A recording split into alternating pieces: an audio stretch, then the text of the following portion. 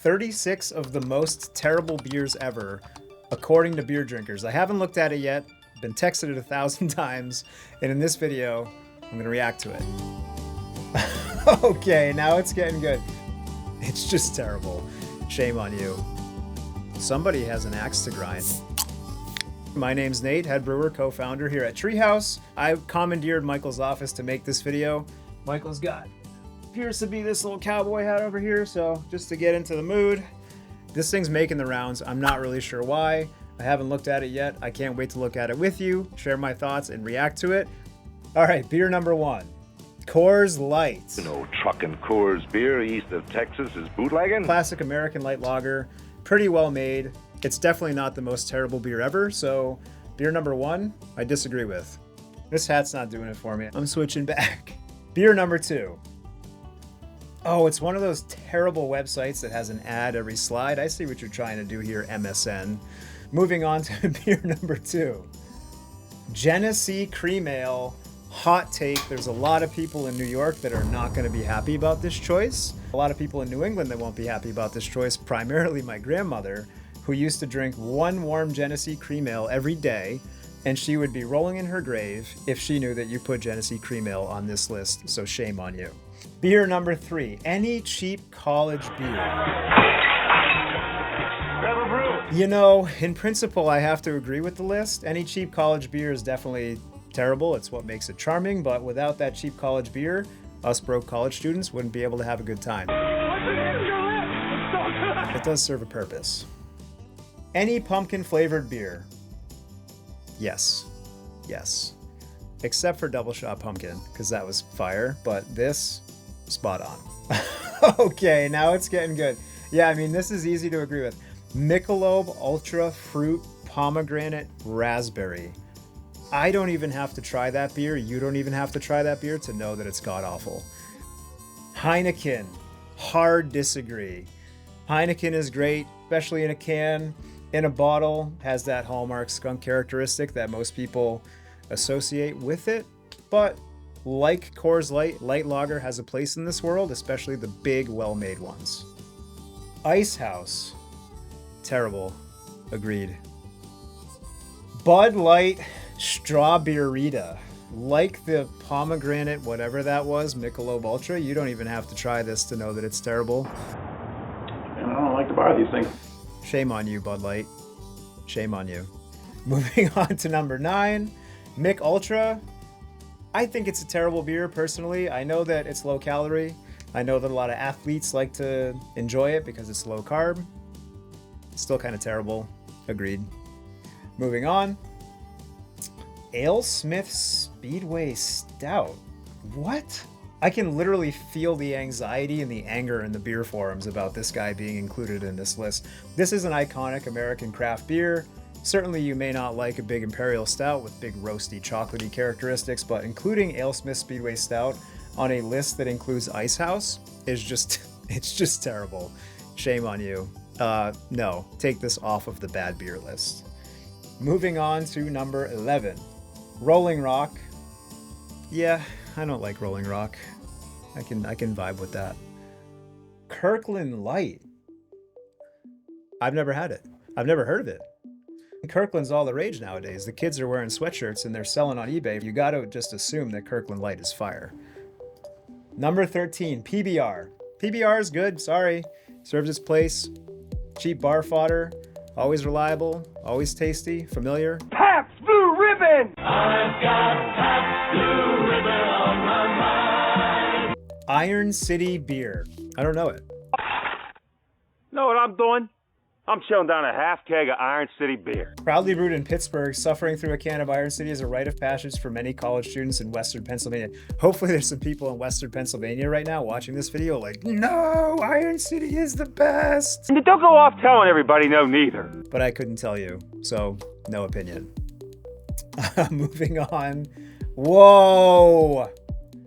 Any India Pale Ale. Julius, Green, Haze, Alter Ego, King Julius, Very Hazy, Juice Machine. They all beg to differ. IPA is amazing. There's a reason why IPA drives the craft beer boom, And that's because people who have had great IPA, who have taken that leap of faith, who know that it's one of the best beverages in the world, understand it for what it is and love it as much as they do. And for anyone that thinks India Pale Ale's one of the worst, most terrible beers ever, I invite you to visit Treehouse on a Saturday. Bud Light. Oh boy. Everybody watching right now has an opinion about Bud Light. I think Bud Light's like Thanos in Iron Man. It's inevitable. It's just the way it is. You're going to find it everywhere. You're going to see it on the billboard at the football game. You're going to see it in the parking lot. You're going to see people shooting it. It's iconic for what it is in terms of whether or not it's a good beer. I think it's one of the less good American light beers. I think that Miller Lite and Coors Light are both better. Do I think it's terrible? No. Do I think it's the worst big American light lager? Yes, I do. O'Doul's? Yeah, I mean, I guess if you're trying to abstain. I haven't had O'Doul's in forever. No opinion. It probably stinks, let's be honest. Number 18, Pacifico. Come on. Disagree. It takes a lot of arrogance to produce a beer in direct competition with beloved Corona Extra. But what's even sadder is that it doesn't taste half as good as the more popular Mexican lager. Pacifico is what happens when a large beer company, cough Constellation Brands cough, attempts to infringe on the market share of an established beer brand. It's a story as old as time. Massive faceless company tries to steal market share from established leader. Does it ever work? Shame on you, Constellation Brands. Stay away from our Corona. If you're defending Corona, I don't know. That's not the mountain that I want to stand on. Moving on, any overpriced draft beer. I would agree. I've heard that things like Bud Light can be had at Applebee's for $8. Another ad. What is that, like 6 ads? This slideshow's brutal. Miller High Life, champagne of beers. I mean, I don't know what they're trying to do. Are you trying to be cool? Are you trying to stir controversy? Everyone from craft brewers to Johnny Mechanic to doctors, lawyers, you name it. Everyone loves Miller High Life. The champagne of bottled beer. Bud Ice. I don't know if I've ever had it. You knew our opinion on Bud Light in this video, so Bud Ice was probably worse. New Belgium Fat Tire. No. I mean, no. Iconic American craft beer. I haven't had it since they changed the recipe. Big controversy in the craft beer world. Fat Tire tried to rebrand itself as like a paler pale ale, I think. But the original Fat Tire Amber Ale was unmesswithable. So, wrong. Number 23, another ad. Good lord. Miller 64? No idea. Low carb Miller? It sounds terrible. Budweiser. We just did a tasting of Budweiser, Coors Banquet, and Miller High Life, and Budweiser ranked the worst out of those three. As many people often complain, there's a sweetness that comes from the rice that I would be inclined to agree with, but you can't deny Budweiser in its place as an iconic American light lager, and so I don't think it deserves to be on a list of the most terrible beers. I think that type of list should be reserved for Ice House. Red Dog. I don't know Red Dog. Should I know Red Dog? Do you know Red Dog? Samuel Adams from Boston is a great beer. It's a classic light Vienna style lager. It was cutting edge here in America. So not only is the beer tasty, but Sam Adams deserves a lot of credit for pushing that style of beer and opening up drinkers' palates to something that was more interesting, which has in many ways led the craft beer boom. So Jim, we love you and thank you. Keystone Premium. I love when a big brand like Keystone uses the word premium. Like, what's premium about it? All the low quality ingredients that go into it? I want our beer cans made from the cheapest material possible. I've never had it. If I had to guess, it's probably not great. Any sour beer. Ooh. I mean, this list is great. It's like 36 of the most terrible beers and beer styles. Why don't we just list everything? And then everyone will have an opinion and everyone will be assuaged. Sour beer is great, especially well-made classical sour beer. There's a lot of modern sour beer that's gotten a little bit overtly creative and it can taste pretty bad in my humble opinion. But, you know, blanket suggesting that any sour beer is bad is just not true. Moving on. National Bohemian. Sounds like a Baltimore thing. Natty Bow. Baltimore's version of Natural Light. This kind of sounds awesome. Don't know anything about it.